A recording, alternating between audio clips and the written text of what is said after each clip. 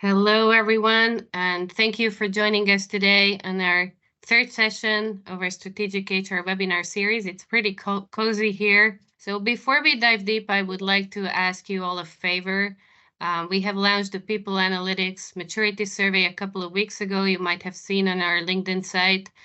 And the survey would massively contribute not only to our understanding of the market, but also help you benchmark your company and understand the road ahead. So it only takes 5 minutes to complete. Don't complete it now, but after the call, if you could take that 5 minutes, that would make a huge impact. So please do. Let's get into it. So, and now for a special introduction, we are honored to have Katalin Bosch, the regional reward leader for EY, formerly known as Ernst & Young, as our executive guest speaker. Kati was a colleague of mine and she's a good friend. And a warm welcome to you, Kati. We are really thrilled to have you with us. Please, could you share a brief introduction about yourself, your role, and what brings you to our webinar today?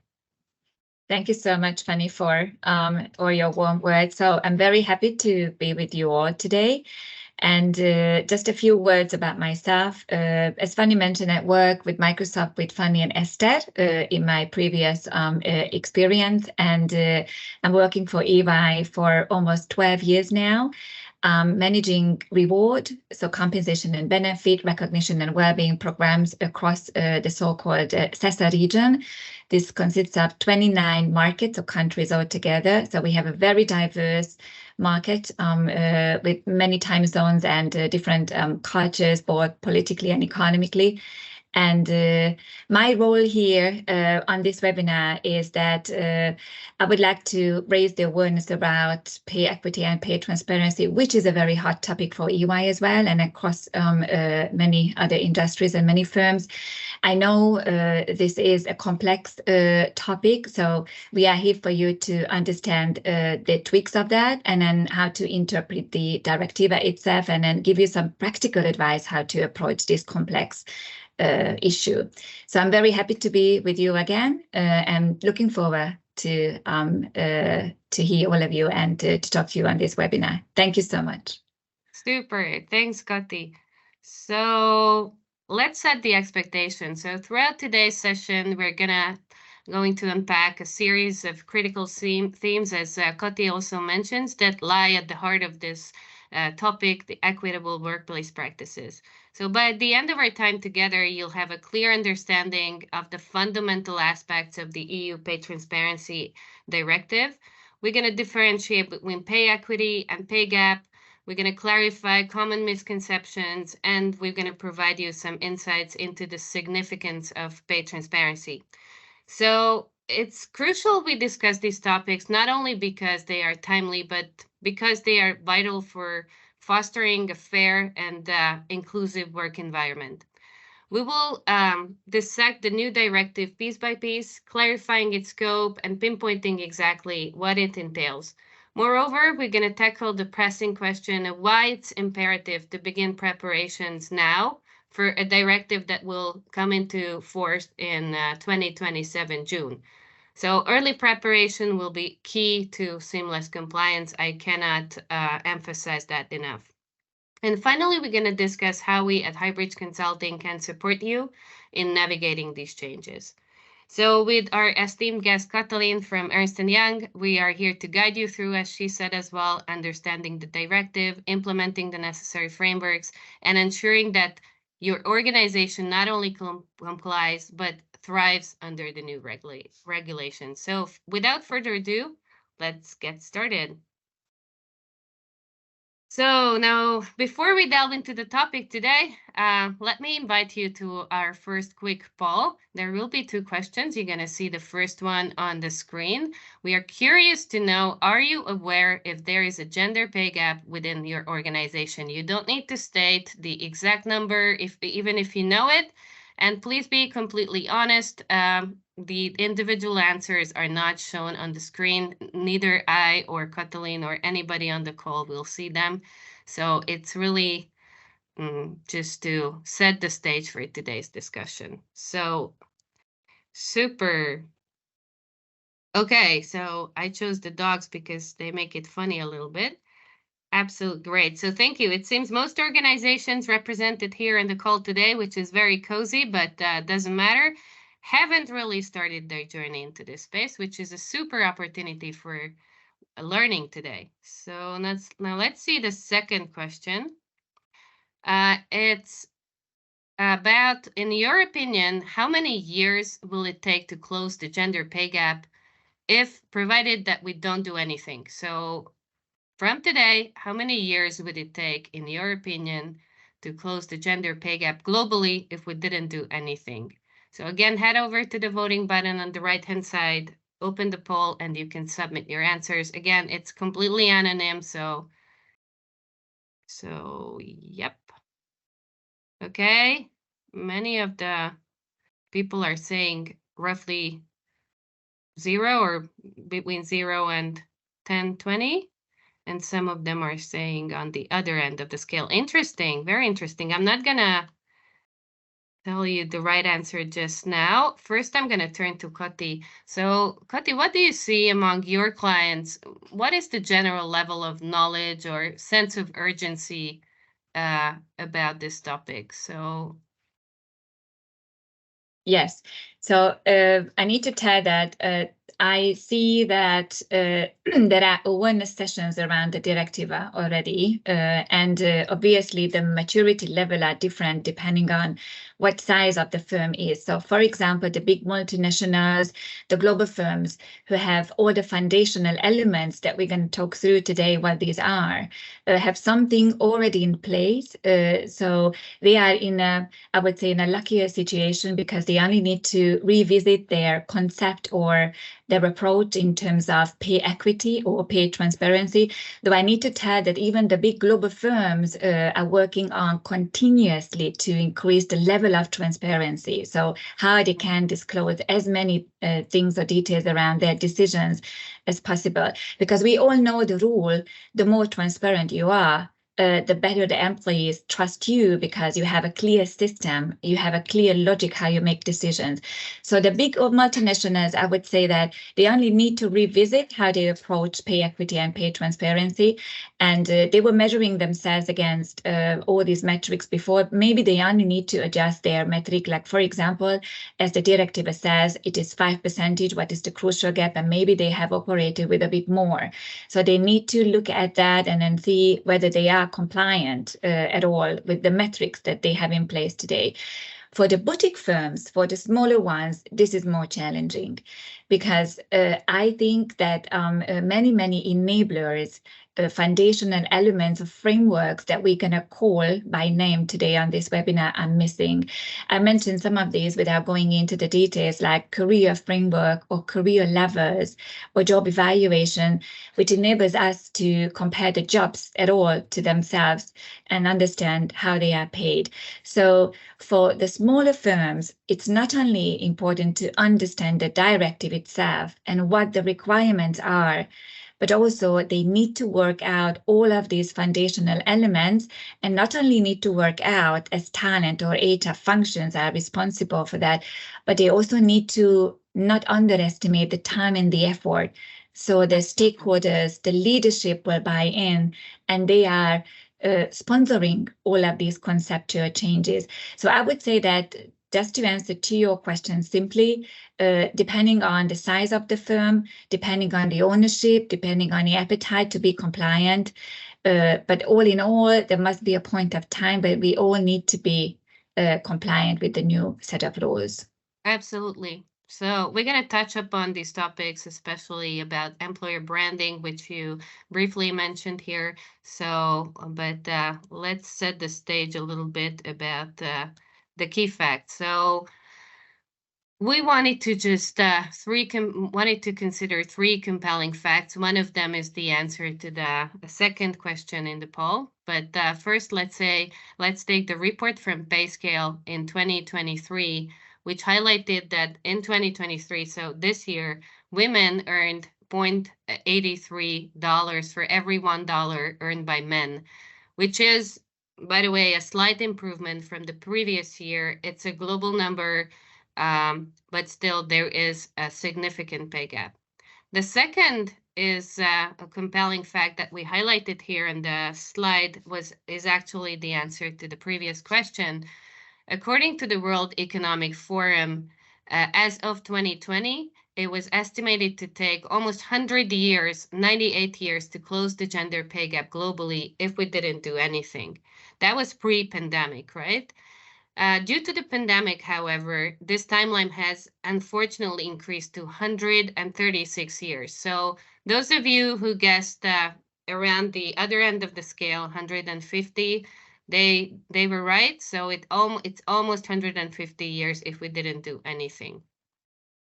But turning our attention to pay transparency, which is our key topic for today, there's another notable trend that we wanted to highlight that comes from the US. In California, you might know that it was the first state to pass a mandatory pay transparency rule or directive back in 2009. So they have quite a big amount of experience already. And they see remarkable progress in terms of pay transparency. For example, in one of the metropolitan areas around San Jose, they witnessed almost 300% increase in job posting transparency. That means that pay ranges are indicated in job postings. So turning again to Kati, with these numbers in mind, what do the numbers tell us about the current state of gender pay equity and transparency in your opinion? And what do you see among clients? Yes. So I mentioned the complexity of setting the foundational elements, and I can also talk about EY, where we are introducing a new job architecture, and we're working on that for years.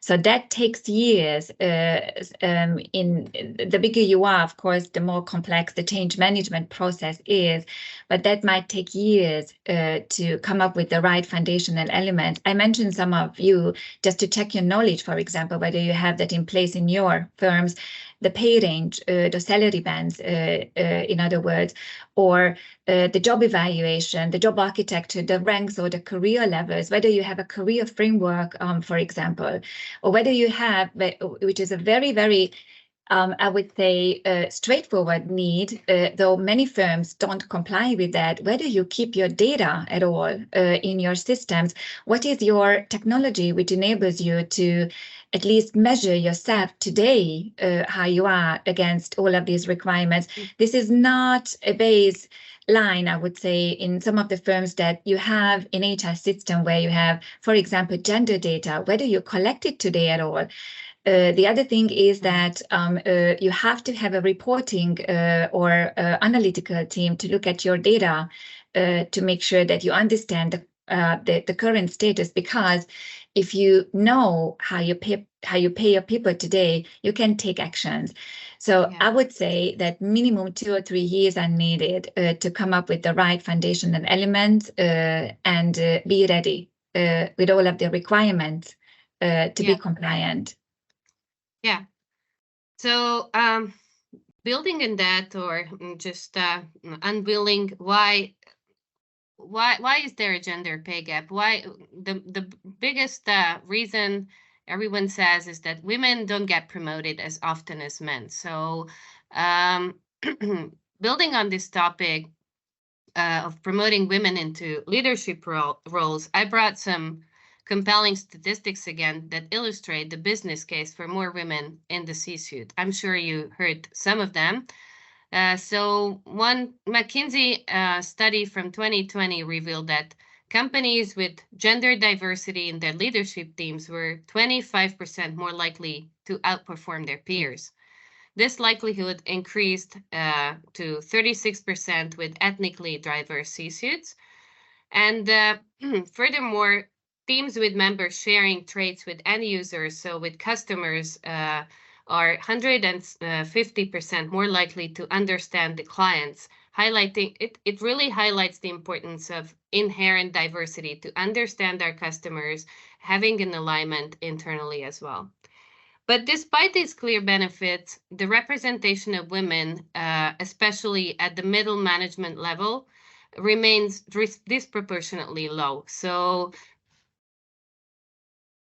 yeah, The Women in the Workplace 2023 report indicates that while the number of women in the C-suite has grown from roughly 15% to roughly 30%, so almost doubled since 2015, their presence at the manager and director levels is still lacking, so it's still behind. Only about 1 in 4 C-suite leaders are women, and for women of color, the drop of representation is even more pronounced, so decreasing by 2/3 as they move up the pipeline.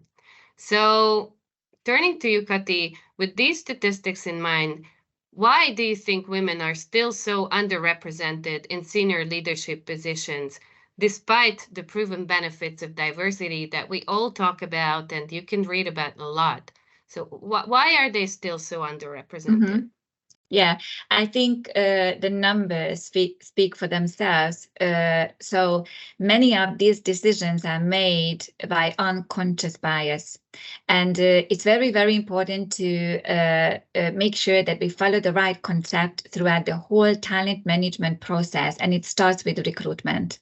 So if we have not enough or low representation of women for certain jobs because we believe that, for example, if the candidate is too young, she's go on maternity leave in a couple of years, or if she has children already, she's not that flexible, the workload can be not like that, so heavy, or if the woman is having a number of children, then definitely that woman will not be the best solution for any managerial jobs on a longer term.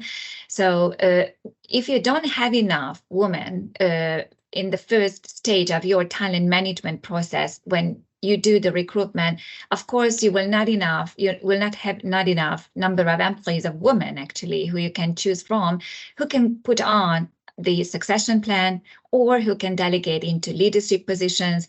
Or there are also some unconscious bias around performance management as well, which is really important, that whether mainly the administrative or transactional types of jobs are done better by women than men. So performance management is also a very important input for promotion and progression decisions.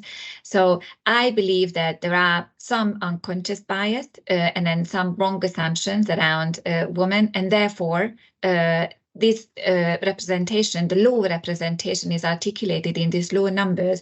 There is another statistics which says globally, as you also referred to that, Fanny, that 1/3 of the global leadership roles are filled in by women only. So the 2/3 of them are filled by men. This is a global statistics on a high-level leadership roles. Yes. Yeah. And I would add to that there's another external, and we can move on to the next slide. Another external, very strong influencer to this is cultural habits and the biological aspects of women's in roles. So you touched upon going on maternity leave, and basically that also is a good explanation to why women and men are equally represented at the entry level, but somehow this equal representation is gone on the mid-level or the middle management level. So I would say that it's quite prevalent that women have to choose basically between career progression and family responsibilities. At least if we look around in the C region, it's quite common that women are responsible for the unpaid work, so to say, so the housework, the house duties, children, and that could be another reason why the World Economic Forum figure went up from 100 years to almost 150 years during the pandemic, because women were condemned to stay at home with the children and do all the house duties. So this perspective, however, I think overlooks the valuable skills that we women acquire outside traditional work environments. So if you allow me a personal story, during my maternity leave, I have 3 children, so my maternity leave was quite extensive. I developed a range of skills like managing ambiguity, situational leadership, like every mom does, and teamwork, just to name a few, or empathy, for example. These are, I think, very critical competencies in any business setting. My third child was born right before the pandemic, so I had to juggle between the needs of a newborn, a toddler, and a school-age girl. It was a very busy period, and it was a very intense exercise in terms of adaptability and crisis management, so to say. But I also completed a degree in psychology during this period, which of course further enhanced my skill set. But however, when I returned to the world of work from maternity leave, it's very hard to prove that these skills are relevant in a business setting. Although my question is, shouldn't skills be more valued than tenure? Recognizing also that the time spent out of traditional workforce is not a gap, but actually a period of growth and skill acquisition. So, Cody, what is your take on this one? Yeah, thank you so much, Fanny. And I could also relate to that, your personal example. I also went back after maternity, after 8 months, I guess, to work. And I know, Esther, you also have children. So I'm sure all of the three of us can relate to your story, Fanny. And I want to share also one example of EY, which we are so proud of. There are many good examples, but when we talked about well-being of our people, there was one lady who was nominated to a partner level while she was on maternity leave. So that is a big trust. So we need to build that trust, how we manage women. But back to your question, Fanny, tenure is not a driver anymore. So it doesn't matter how long you are with the firm. You can be there for 10 or 15 years. If you don't develop yourself, you don't learn new things, tenure on its own, just like the number of the years again, don't justify for anything in the new skill-based, or they call sometimes skills-powered organizations. So the more skills you have, the more competitive skills you have, the more value you have on the marketplace, and the better opportunities you have in a working environment. So that's why you can go on assignments, you can work across the borders, you can go on globally jobs, you can go on project jobs, you can learn. And therefore, the investment from firms is definitely a differentiator on the marketplace. And if women can take up that skills, this is the only thing that they should be measured on, to be honest. And we have not clarified, though I wanted to clarify the definition between, because we mentioned this many times, pay equity and pay gap. Yeah. So very important that pay equity is a concept. It is a strategic decision that a firm wants to establish a framework and is committed to pay equal pay to the equal jobs. So without looking at race, ethnicity, or gender, whatever, this is a concept. This is something that you need to decide, and you need to articulate that in your policy, the diversity and inclusiveness policy. Pay gap is the end result. So this is the statistical term. What is the difference between women and men pay for the same jobs? And we encourage you, if you go to your Excel today and then start analyzing that, please use the median, not the average, because average is distorted by the high and the low outliers. So just to make sure that we are aligned on the terms, pay equity and pay gap means two different things. But again, so tenure against skills, and I want to mention the Big Four's old, I would say, career path, the up or out. I'm sure you can relate to that as well. If some of you have worked for Big Fours or consulting firms before, up or out is not true anymore.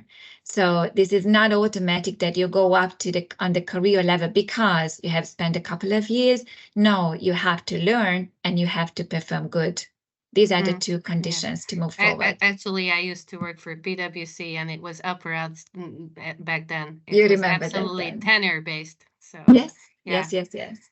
So basically, what you say, Koti, is, and what pay equity really means, is a pay for performance principle.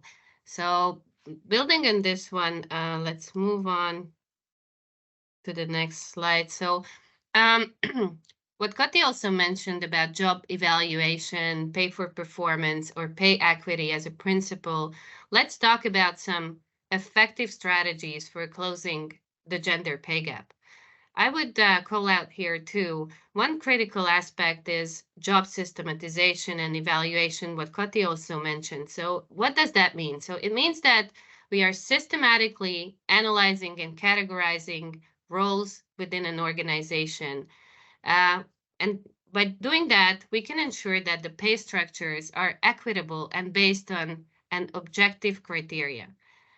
This, coupled with comprehensive salary benchmarking, allows the organizations to compare their compensation packages against market standards, which ensures fairness and competitiveness, of course. Another key strategy, in my view, is the introduction of flexible work models. So you touched upon that, Kwati, as well. What does it mean? So flexibility in work arrangement is not just about convenience. It's a powerful tool for leveling the playfield, actually, particularly for women who often juggle multiple roles, especially in times of pandemic or with children. Flexible hours, remote work options, or even part-time opportunities can help bridge the gap by allowing women to balance their professional and personal responsibilities much more effectively. These models not only support gender equality, in my view, but also foster overall a much more inclusive and diverse workforce, which, as we've seen, drives innovation and business success. So, Kati, turning to you, what else can foster, in your opinion, a more equitable workplace? Mm. Yes, so enablers are very important. And these are just words now on the screen, but there is very important and serious concepts behind all of this. So you mentioned job systematization. It can relate to career levels or job architecture. These are the same. So one of the things that you need to be comply with by the time you need to report your numbers is that you have a system which enables you to compare jobs to each other. That sounds very simple, but that's not simple in reality. So you have to have a ranking system, a grading system, whatever you like. And based upon the job values, you need to map all these jobs to these career levels so they become comparable. The job evaluation can be of different methods. There are many methods out there. You can use and choose the factors that are important to you. But again, the whole job evaluation, the whole job systematization is very much important for your career framework, for your career management as well. So how people get promoted or progressed, which are the requirements. We talked about the skill set. We talked about the competencies, which are important.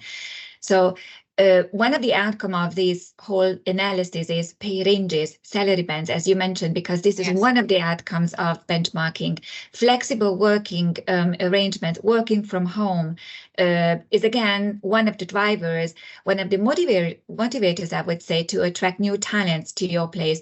And then lastly, but not least, pay transparency. So there are rules, when perfectness is not a goal, but honesty is, and openness is a goal. So if that you check yourself and then your employees work the same, if you don't say things, your employees will find out some scenarios, some things which are not true.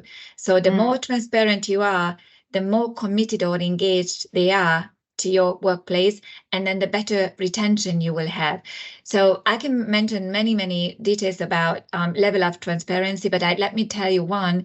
There are firms today, without applying the directive itself, who just simply disclose the pay ranges on the intranet, and people can check that. So not by job family, but like, for example, for one business line. This is one example of that. The most important thing is that you need to be compliant with the baselines of transparency. I give you one example because there are many, but we have no time to discuss all of this, is that make sure that your employees understand how you make decisions on their pay, how you make salary decisions, where you and how you increase the salaries, what triggers that, for example. And again, if you can articulate that in a policy or you just put it out on the intranet, that's fine. Yeah, absolutely. And be aware, people talk. We're going to touch upon this, but you can be intransparent, but people talk. And especially the new generation, they are really, really talking and disclosing this information among each other. So, yep. So now let's explore a little bit pay transparency in practice. So, as Koti hinted, understanding pay transparency is key to addressing the pay gap. So let's first look at the history of pay transparency globally. Because the proposed EU Pay Transparency Directive has its buddies or counterparts among many member states already, or among other countries in the world. The directive itself is expected to come into force soon, actually in 2027, and it aims to basically uphold the right to equal pay across all member states. So it introduces comprehensive measures like gender-neutral pay analysis methods, rights for job applicants, as Scotty mentioned, and employees to obtain pay information, and reporting obligations for employers. So looking at the specific examples I mentioned, there is one from Germany. Germany introduced the Pay Transparency Act in 2017. And this gender pay gap has decreased, though there are challenges in implementation and effectiveness still. There is one in Spain. It's a recent law which helped to decline the overall pay gap, and it has measures like pay registers and audits enforcing transparency. Ireland and the UK also have similar directives, and across the globe there is the US, Japan, or I could name a lot.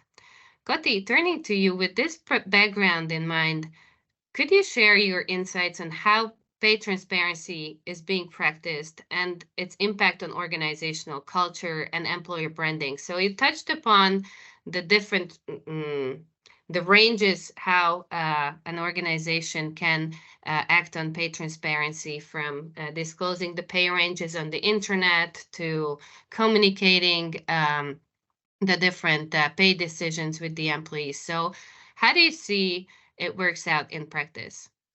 Yeah, so there are a couple of sites on the internet when people can check out the pay levels. Glassdoor is one of them, or PayScale. So they can people can go freely to there and then check what the comparable jobs, how the comparable jobs are paid.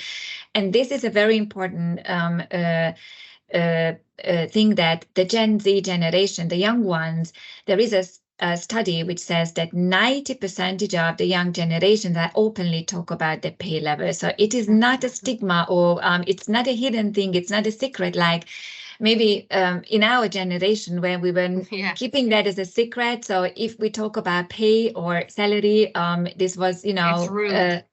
Exactly.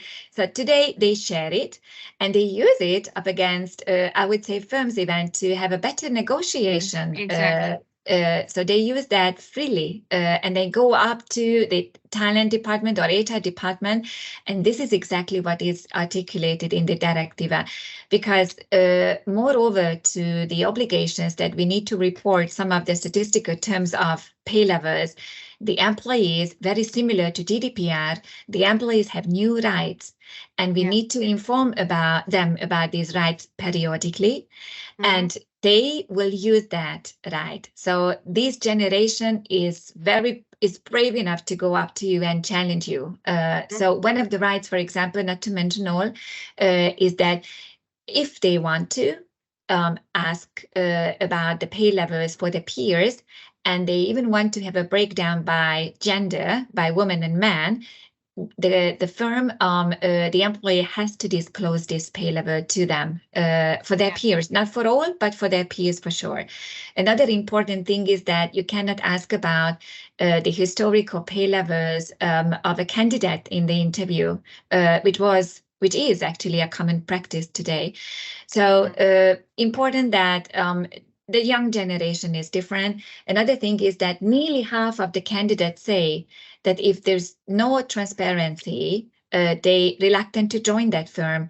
So what I say, no matter how big you are, how small you are, no matter the size of your organization, the transparency is a very good opportunity to differentiate yourself on the marketplace. So believe me that if you are transparent and you give a job offer, when all the logics are there, what is the target bonus, how the salary decisions are made, and throughout the whole year in the employee cycle, talent management cycle, you make that transparent.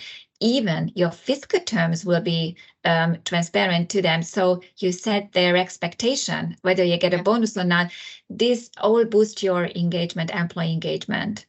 Absolutely. Actually, it's the basic of trust, right? So I read another statistic that Yeah. majority of the current employees would change jobs only because of transparency. So if there are two equal job offers, even with two equal pay offers, they would go for the one. Majority would go for the one which is a transparent company or deemed to be a transparent company. So it's very strange for us from another generation because I was raised with not it's rude to talk about three things: politics, religion, and pay. So, but this generation is really different, and even probably without the directive, it's basically it's a must-have for every organization to stay competitive on the very talent shortaged labor market. Yeah, funny. Just to add, there are for years in the US firms who disclose the pay levels in job ads. So that's not new to them. That is Yeah. something which is very attractive for those candidates who are just not flying blindly how much the pay level will be. It's over there in the job post immediately. Yes. And plus, as you mentioned, going forward, they understand during the year what is expected of them and what level of pay they can expect to have at the end of the year, quarter, month, whichever period we're talking about. So I think it's the key to not only talent acquisition and employer brand, but also talent retention and engagement, which ultimately drives business success. Yes, So. agreed. Okay, so moving on to the EU directive itself. So we are not going to go into every bits and details. We published our white papers 1 or 2 weeks ago. You can download it from our website. One our CSRD workforce reporting. We're not going to cover it today. We're going to organize another webinar dedicated only to that. And the one on the EU Pay Transparency Act. So please feel free. It's absolutely free of charge. You can download it from there. I only wanted to cover some important elements or the main facets, which are the following. So the Pay Transparency Directive will require employers with 100 or more employees to publish information on their pay gap between female and male workers. Larger companies with 250 or more employees will have to report annually, while those smaller with 150 and 249 employees will report every 3 years. The directive mandates employers to conduct in-depth analysis and develop a corrective action plan if the gender pay gap is more than 5%. And the key requirements include providing job applicants with initial pay level information, prohibiting pay secrecy clauses, and sharing details on how pay is managed and progressed, what we touched upon earlier. These measures are really designed to ensure that pay differences are based on objective and gender neutral criteria. So in summary, the EU Pay Transparency Directive is a transformative regulation in the EU that aims to foster greater equality and fairness in the workplace. So its successful implementation will require significant changes, sorry about that, in how organizations manage and report on their pay levels, aligning with broader goals of gender equality and workforce transparency. So turning to you, Kwati, what do you think the biggest roadblocks will be in terms of compliance, especially given that the directive scope goes beyond simple full-time contracted employees? I know we don't know all the details yet because the member state adaptation is not yet out, but it can only be um, um, stricter than the original EU directive. So what we know right now, what do you think the biggest roadblocks will be in terms of compliance? Yes. So I think data is very important. So you have a system, you have a technology where you have all your data. And we know some of the details of the directive that, yes, the challenge is that this is not for full-time employees only and not for publicly or private sectors. This is applicable to all types of firms. And the other important thing is that when we talk about gap or pay gap, this is not just the salaries. So this is everything that which is cash based. So allowances, bonuses, any cash based benefits. This is all part of the analysis.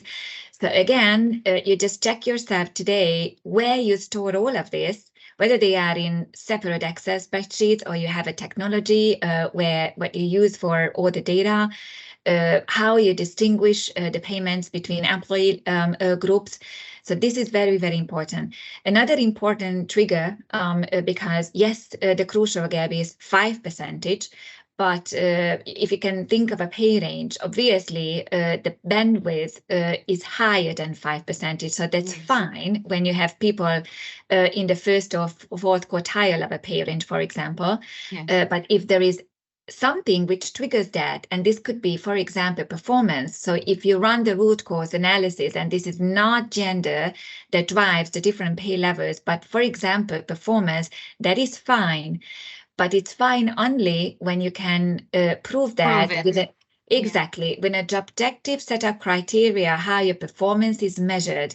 So, Yeah. for example, if you have a feedback culture and you collect feedback only, but there is no a set of objective measures through which you measure performance, that's not good enough. Another point is that you need to avoid all the unconscious bias about performance. So not inflate or downgrade women's performance because they are not in leading positions, which brings again the whole issue further that you have low representation. So you can imagine to where it leads. So all these enablers, I would say, are very important to work out. Even if you have these systems in place today, you need to check whether they really support you being compliant with the Yeah. new directiva. Absolutely. Absolutely. And I think it's clear that it touches upon many key HR notions. So from hiring to talent management, performance management, career development, not only rewards. So it goes beyond that. So going Exactly. That leads us to our next slide, which is penalties. So, as I said, the member state adaptation is not yet out of the directive, so we don't know how the penalties will evolve in terms of that's up to the adaptation of the member states. But one thing is clear from the directive itself that it says that the penalty needs to be high enough to fear way organizations to commit violations again. So, but moving on from the actual financial penalties, what we could learn from GDPR, and Kati, you mentioned GDPR already, that we understand that compliance with GDPR regulations or the Pay Transparency Directive is crucial not only for legal reasons or the financial penalties, but also for maintaining a positive reputation. So, although the specific penalties under the new EU directive will be defined and will be high enough to fear off violations, experiences from the US and other countries provide valuable insights in terms of this. So, for example, in the US, in New York City, employers may face civil penalties up to 250,000 US dollars for every uncorrected violations, which is pretty high even for US purposes.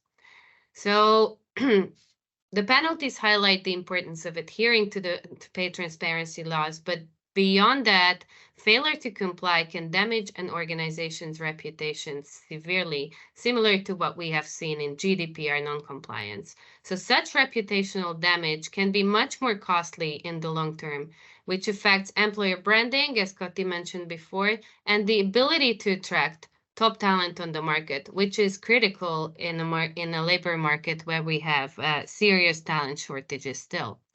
So in the context of pay transparency, compliance is not just about avoiding these financial penalties. It's basically a commitment to fairness and equity in the workplace. So as we've seen from California's experience with pay transparency, adherence to these laws can lead to much more equitable practices and enhance the organization's public image.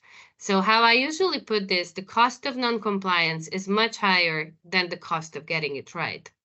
Though these toll reward projects, what we mentioned before, can seem to be big investments, but they pay out on the long run. So of course you should not expect a short-term ROI on these projects, but it does pay out in the future. So Kati, what do you think about that? And what is your experience in this regard?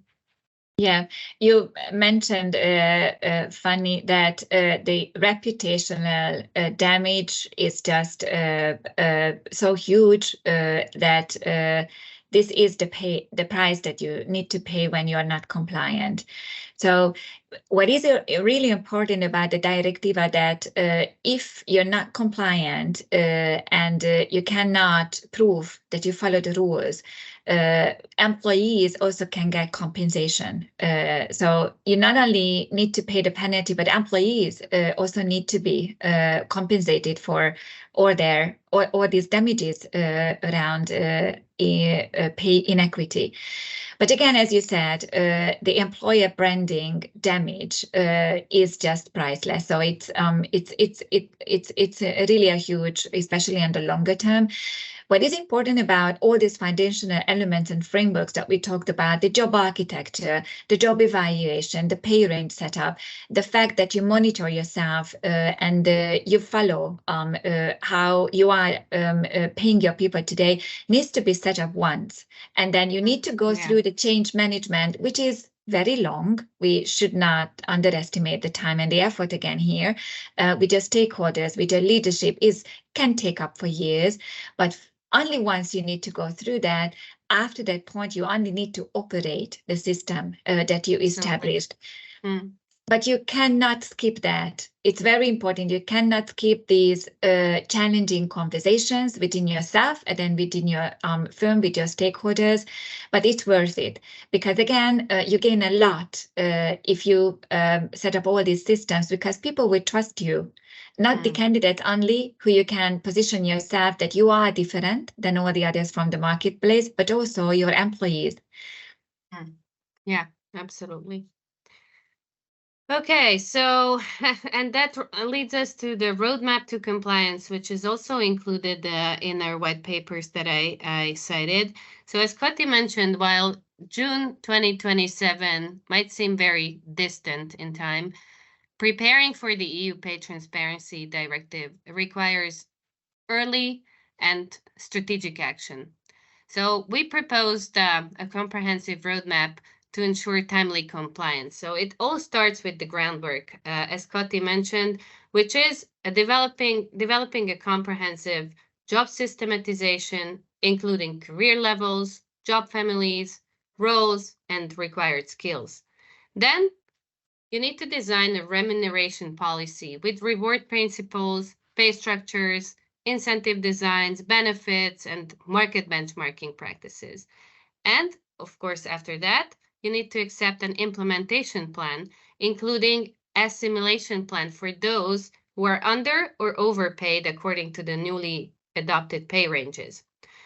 We call 2025 the year of policy implementation for that reason and fine-tuning. So when organizations should roll out the job systematization process and start the implementation while continuously monitoring the processes and gathering feedback and fine-tune the whole process when necessary.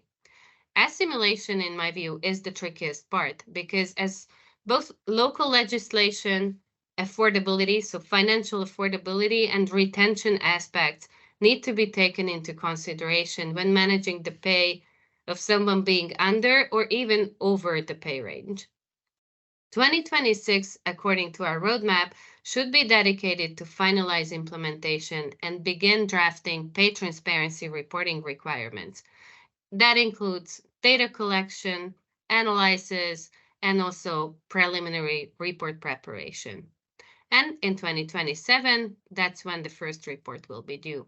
So starting now, I think, is absolutely crucial, as Kati said as well, to navigate this complex process effectively.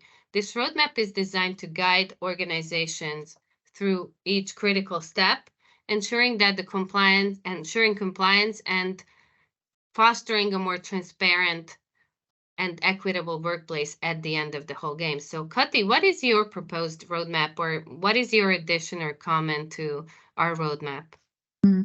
Yeah, I think it's a very good plan, Fanny, that you present.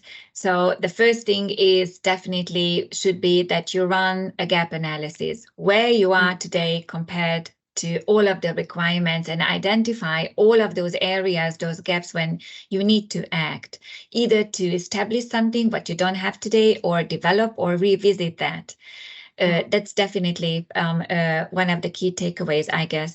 The other thing is act on time, because it seems that the first reporting obligation is in 27, but the reports needs to be completed by 26 numbers.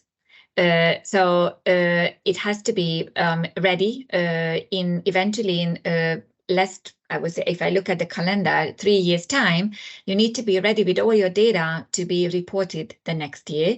So that's very important that you clear out all the data, you have a systemized approach, how you track your data, how you work with your database, and not only work with your data, but make sure that this crucial gap is met, which is a long journey. So I give you an example of EY.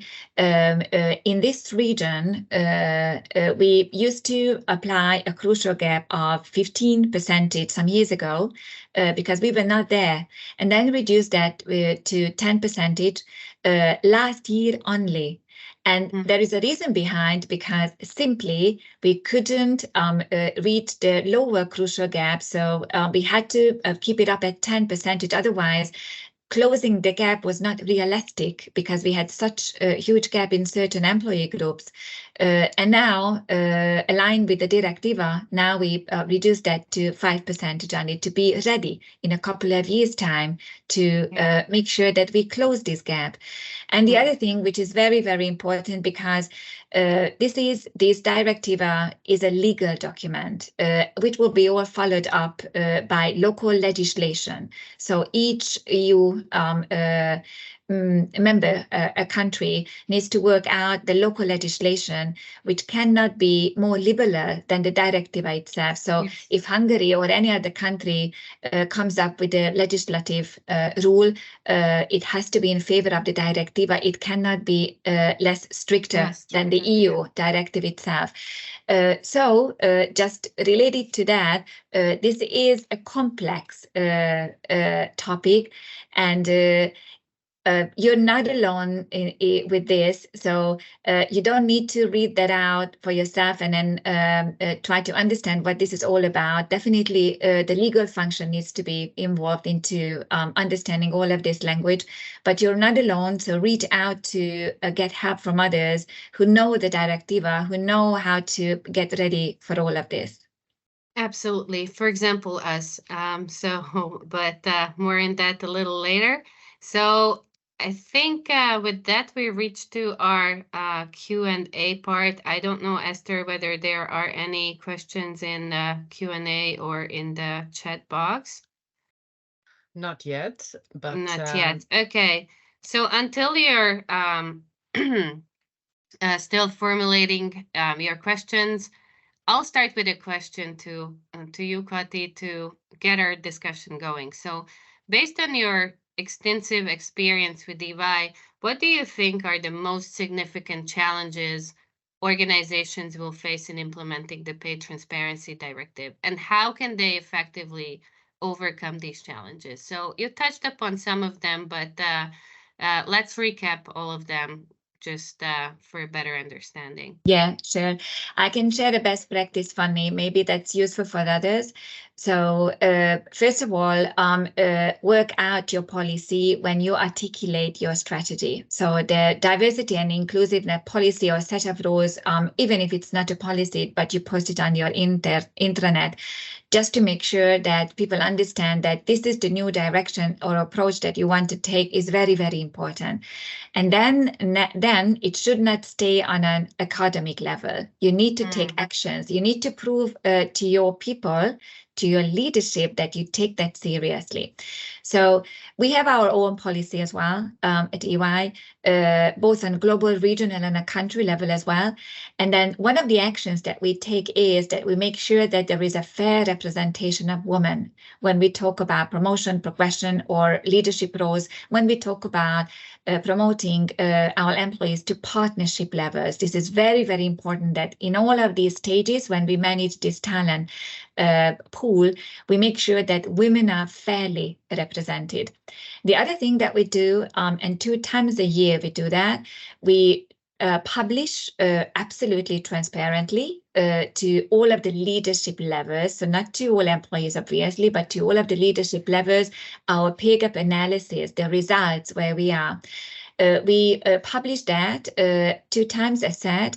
First, when we do the budgeting, because the budgeting phase or the budgeting exercise is the opportunity when you can plan your salaries according to the new directiva or to be compliant and close that gap, not to market pay levels only, but to come across with all of the inequity in your pay. So before budgeting starts, we disclose the pay gap analysis results and we ask the stakeholders, the leadership, to close this gap. This is your opportunity now, do it. And then the second time we go and then take the analysis is that after the annual compensation review, after we are over the salary increases, just to check whether you did the job or not, because we said, to you that, hey, there is a flag here, you need to act now, whether they have completed it or not. So we follow up on that, and then we also formulate if there is too many gaps in some of the areas. We follow focus groups where business leaders are also invited with talent and other stakeholders as well. And then we go to the root cause of any pay gap to understand what triggers that. If it's not gender, I would say that's okay if it's performance or other things. But if it's gender, they immediately need to sort this out. I give you another example of SAP, who have a very clear strategy. You can check this out on the internet about fair pay. Their strategy is that when they have a budget for salary development, the first thing, the biggest budget goes to fair pay budget. First, they address all the inequities in the firm, and then after that, they make sure that the pay increase that they give is related to merit or promotion. So the biggest budget of the whole is to make sure that they have a fair pay approach. If you go to internet and then type in SAP fair pay, you will see that. And I think this is a very, very good approach. And of course, this goes with the sponsorship of the leadership, which is really important and crucial to run your agenda successfully. Absolutely. And I think this touches upon the 2 key things why it's important and imperative to start early. One is the leadership buy-in and the stakeholder management, because you can have anything in Excel, but if it's not accepted and co-created with the management team, then it's never gonna work. The second is the assimilation, as you mentioned. Even with SAP, there's a certain amount of budget that it's available annually that a firm can spend on either assimilation, merit increase, promotion, or whichever. So affordability is, I think, a key roadblock in doing these kind of projects quickly. So if there's no foundation laid and you don't have already a process of remuneration, I think starting early is absolutely critical, because then you will understand where you are today and what is the chasm that you need to cover. So what is the gap that you need to bridge? So any questions, guys, with this very cozy round of people? Or it can be a comment as well, or a takeaway or an aha moment. So in the meantime, as always, we offer free consultation for the first 20 applicants for sure, where we can go through where you are today. And based on that, we can prepare a personalized roadmap for you to comply in 2027. So our expertise lies in managing reward projects end to end. So feel free to contact us anytime. We're gonna make sure to carve out time for a free consultation with you. So if there are no questions, let's go on to recap what we covered today. So from my side, there are top three key takeaways that I want to emphasize. One is the impact of gender pay gap and diversity. So in the beginning, we discussed the significant impact of the gender pay gap on businesses and how diversity of the workforce drives innovation and profitability. So that would be one, the business case itself, why it's important that we do this apart from the EU directive that is coming.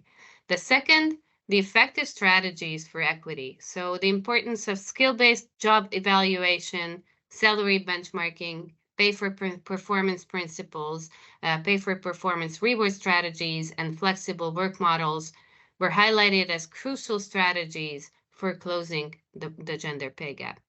The third element or critical takeaway that I wanted to highlight here is the roadmap to compliance with the EU directive. So as we outlined, this comprehensive roadmap for organizations to prepare, I really want to emphasize again that the necessity to act is now. So if you don't have the groundwork, the foundations already available in your company, then it's really necessary to act and start the preparation in 2024 in order to make sure that in 2027 you're going to be compliant. So Kati, just as a closing remark, do you have anything to add apart from these top three insights that I highlighted, or any recommendations based on our discussion today? Fanny, thank you so much. I think this is a very good thing that, first of all, we talk about this topic and we raise the awareness of everyone who wants to know more about this. This is the first step, that you understand the need that we need to talk about this. So I want to highlight that this is a complex topic, and please dedicate enough time and resources to overcome the issues, because when you start working on that, you will see that maybe there will be other challenges as well, depending on the size of the organization or the maturity level that you have today. The other thing that I want to highlight is that it is a personal message to everyone who is on this call that I know Fanny and Esther for I don't know how many years. They are my friends. They are the best in this. So please reach out to them and ask for them for their help, because they are really the ones who can make this whole journey for you comfortable. And it's very important that we know that we need help in something. This is the first step, that we identify that. And as you see that there are these two ladies here who can make that all happen to you, I'm sure that this is one of the criteria to have a successful journey in this. So that's my ask to everyone. Thank you. Thank you, Kati, for the kind words. I couldn't agree more, just to be. So before we close today, I'd like to extend a heartfelt thank you to you, Kati, for joining us today and sharing your valuable insights, not only on our expertise, but also on the topic. So it really contributed a lot to this discussion. So for those of you, again, who are considering support in navigating pay transparency and compliance, we are here at Highbridge to help you. We have a pay gap calculator as well, which I haven't mentioned yet, which helps you calculate the most important metrics step by step. So our value proposition, which you might have seen in the video as well in the beginning if you joined early enough, is that we bring you the enterprise level expertise, as Scotty as well mentioned, but without the hefty price tag. So we are not so pricey as the big consultancy firms. Of course, EY has its benefits as well. We totally believe in collaboration. I think there is space for everyone on this market. They have much greater resources at this level, but of course, you have to pay for that. So, as Scotty said as well, remember choosing the right partner is really about finding the best fit for your organization's unique journey towards compliance with this directive that is coming and towards a more equitable workplace. So before we all leave, I will invite you for another closing poll, which will really help us tailor the next webinar to your needs. So please answer these 4 questions quickly. And apart from that, enjoy your lunch. Have a very Merry Christmas and successful New Year and some rest during the winter break. And see you soon.